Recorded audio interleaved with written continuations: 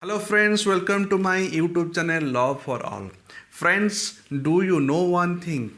No country can deny an accused from enjoying his or her rights. Yes friends, an accused person can enjoy his or her rights described in Constitution of India and also in criminal law. Friends, this video deals with the constitutional rights of an accused person. Article 20 and 22 of the Constitution of India enumerated and describes all about the benefits and rights of an accused person. So let us discuss in detail the constitutional rights of an accused person. Friends, in this chapter I will discuss with you all about the rights of an accused person. So discussion is on the constitutional rights of an accused. Yes friends, the Constitution of India provides various privileges, rights and benefits to an accused person. No country can deny an accused person from enjoying his or her rights. Like other citizens, an accused also enjoys all the rights provided in the chapter of fundamental rights of the Constitution of India. No country can debar any accused person from enjoying such rights. So, special rights are given to an accused person in Article 20 and 22 of the Constitution of India. So, let us discuss both the articles one by one. So, Article 22 of the Constitution of India provides that right to know the reason of arrest. Every accused person has right to know the reason of arrest before arrest by a police officer.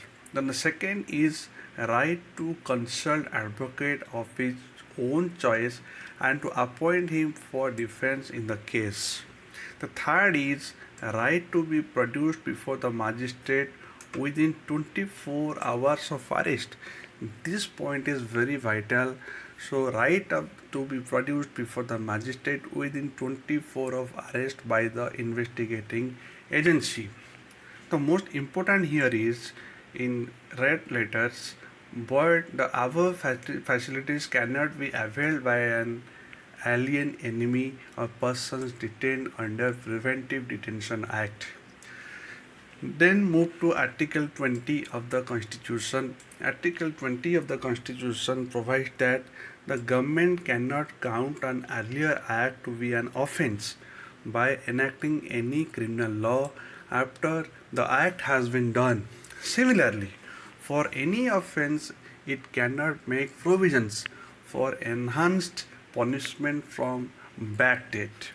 Then the second provision is that if any case relating to an offence is tried in the court and the accused is punished, that case shall not be tried again in the court.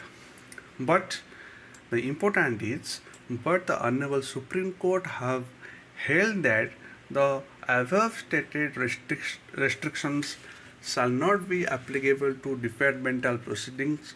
One judgment is there, that is 1953 CRLA 1432 Supreme Court. Also, there is no restriction to file civil case in the same matter. And the third provision is that accused persons cannot be compelled to become witness against own interest or to give statement which will expose his involvement in the case. This point is very vital, and this question is also discussed in earlier landmark judgment, that is called Nandini Satpathy case, enumerated in AIR 1978 Supreme Court page 1025, that an accused may remain silent and can exercise right to silence without giving any answer if the investigating agency puts any questions. Friends, these are the most important two articles available for every accused persons in India. So friends, I hope you all clear about the constitutional rights of an accused persons. So I hope you all will like, share, comment and subscribe to my YouTube channel. Jai Hind, Jai Bharat.